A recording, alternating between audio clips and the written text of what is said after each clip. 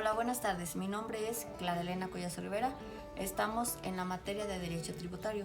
Mi profesor es el licenciado José de Jesús González Cueva y yo pertenezco al plantel norte en San Luis Potosí, San Luis Potosí. Los temas que vamos a ver es facultades y atribuciones de las autoridades fiscales. Y como subtemas tenemos medidas de apremio, facultades de inspección, verificación y auditoría, dictamen de los estados financieros, determinación presuntiva y facultades de recaudación y procedimiento administrativo de ejecución. Empezaremos con facultades y atribuciones de las autoridades fiscales y empezamos con el artículo 33 del Código Fiscal de la Federación.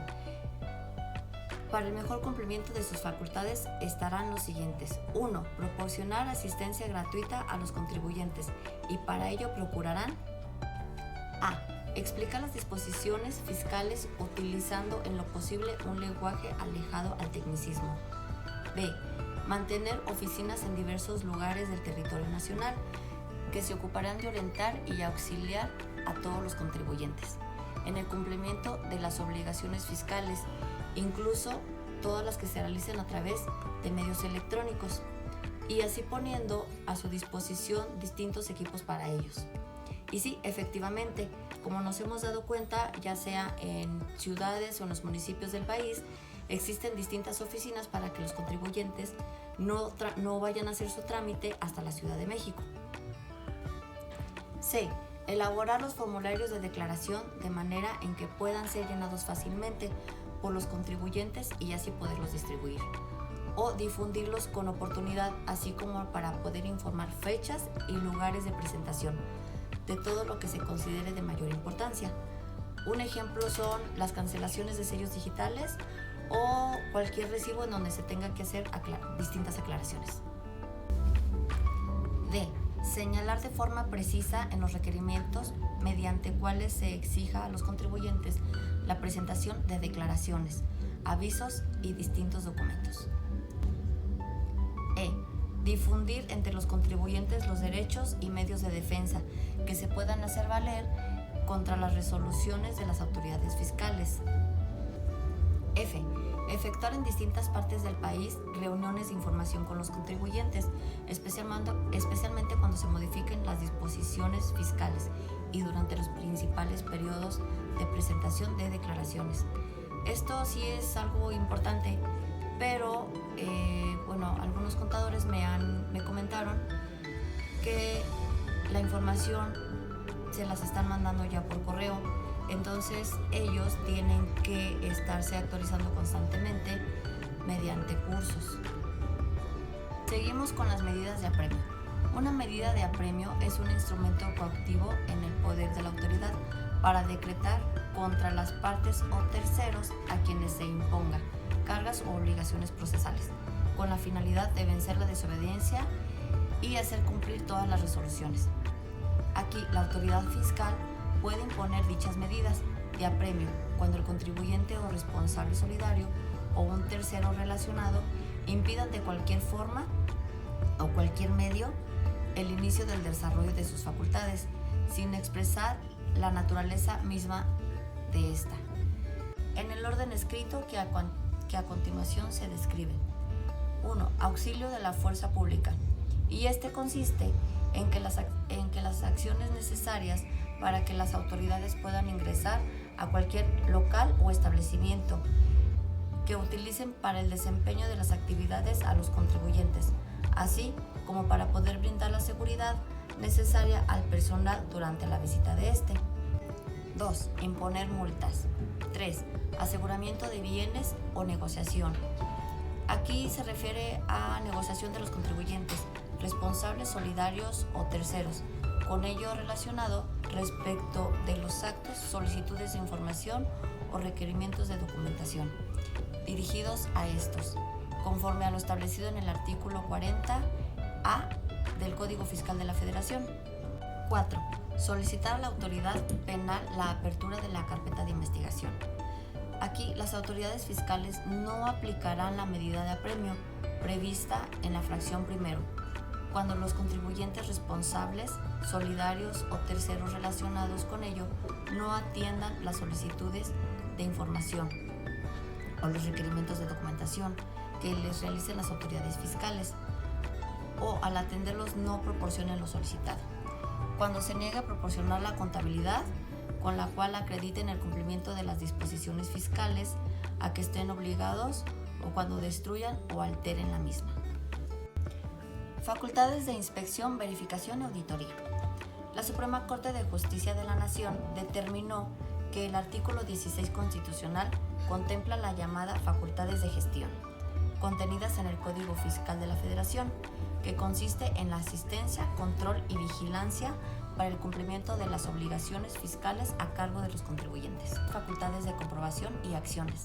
Para empezar, las facultades de comprobación serían: comprobar si han cumplido con las disposiciones fiscales, determinar las contribuciones omitidas o créditos fiscales, comprobar la comisión de delitos fiscales, proporcionar información a otras autoridades.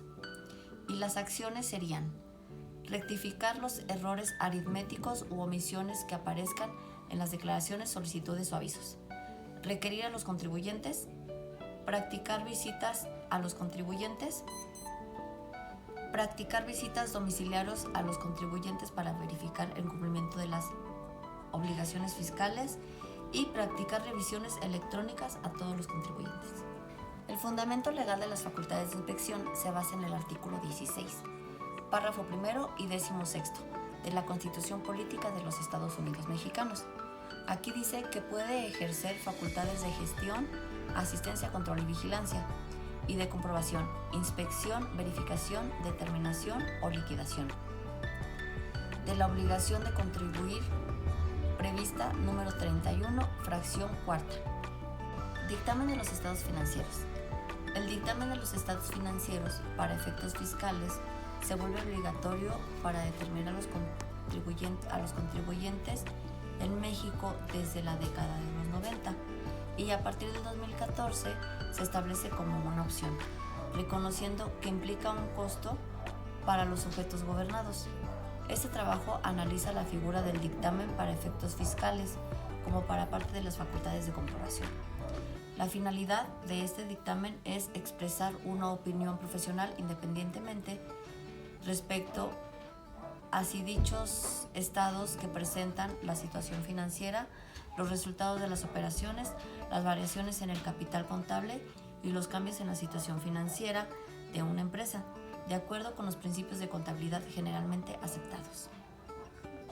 El fundamento legal fue modificado en el 2022 y se modificó el artículo 32A del Código Fiscal de la Federación, mediante el cual establece la obligatoriedad para las personas morales de dictaminar sus estados financieros por un contador público inscrito, cuando en el último ejercicio fiscal inmediato anterior declarado hayan consignado en sus declaraciones normales ingresos acumulables iguales o superiores a un monto equivalente a 1.650.490.600, así como aquellas que el cierre del ejercicio fiscal inmediato anterior tengan acciones colocadas entre el gran público inversionista en la bolsa de valores. Dicho dictamen lo deberán de presentar a más tardar el 15 de mayo inmediato, posterior a la terminación del ejercicio del que se trate. Determinación presuntiva. La determinación presuntiva de contribuciones es el cálculo de las contribuciones que la autoridad cree que un contribuyente debe pagar, luego de que éste haya dejado de retener y enterar el impuesto correspondiente. Esta es una facultad discrecional de la autoridad. Normalmente no hace uso de ella a la primera llamada de atención, sino que prueba primero mediante invitaciones enviadas al buzón tributario y otros medios. Su fundamento legal. Su procedimiento se explica en el artículo 57 del Código Fiscal de la Federación. Nos dice que las autoridades fiscales podrán determinar presuntivamente las contribuciones que se debieron haber retenido cuando aparezca omisión en la retención y entero, por más del 3% de las retenciones enteradas. Aquí podremos observar que se pueden distinguir dos sistemas para la determinación presuntiva de contribuciones. Uno es el general y el otro es el específico. Vamos a empezar con el general. El general se aplica cuando hay omisión en retención entero por más de un 3% sobre las retenciones enteradas. Es decir, no es necesario que la omisión sea total, basta con que haya una diferencia mayor al 3% entre lo que el contribuyente retuvo y enteró, y lo que la autoridad cree que en realidad debió haber retenido y enterado. Ahora bien, esta aplicación la determina la autoridad y esta podrá usar medios contenidos en las fracciones del 1 al 5 del artículo 56 del Código Fiscal de la Federación, es decir, podrá hacer uso de la contabilidad del contribuyente, de sus declaraciones pasadas, de información obtenida de terceros, del ejercicio de sus facultades de comprobación, como son auditorías, revisiones de gabinete, o por medios directos de investigación. Ahora bien, empezaremos con el sistema específico. Este se refiere a que los patrones con más de 20 empleados y se desdobla en dos casos distintos. Uno, el primero es respecto a las retenciones no enteradas relativas al pago de los salarios con los que los trabajadores cotizan en el Instituto Mexicano del Seguro Social. Y el segundo caso es en el que el patrón no haya efectuado el pago de las cotizaciones en el IMSS y de sus trabajadores. La determinación presuntiva de las contribuciones para este caso se basará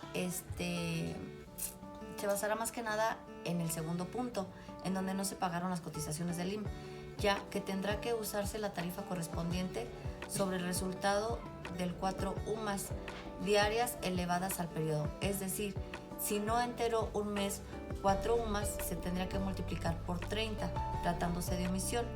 En las aportaciones al Infonavit se deberá aplicar la tasa del 5% al resultado de los 4 UMAS diarias elevadas al periodo en que se está revisando. Las facultades de recaudación y procedimiento administrativo de ejecución. Aquí la función de la autoridad fiscal es recaudar el dinero para que el Estado cuente con recursos suficientes para llevar a cabo sus distintas funciones.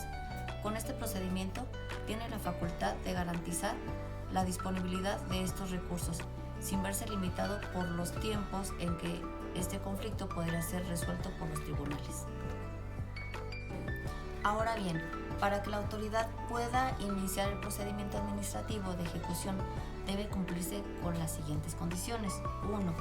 Que haya una obligación de pago a cargo del contribuyente embargado. 2. Que la obligación no haya sido pagada. 3. Que la obligación haya sido notificada al contribuyente. Y 4. Que sea exigible.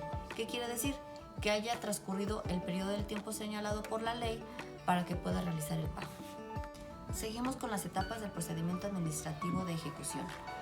Contamos con 4 etapas. La primera es requerimiento de pago. Aquí la autoridad podrá exigir al contribuyente que cubra con sus contribuciones y sus accesorios, ya sean multas o recargos. Y si la deuda es cubierta, pues aquí se terminaría todo. 2 sería el embargo.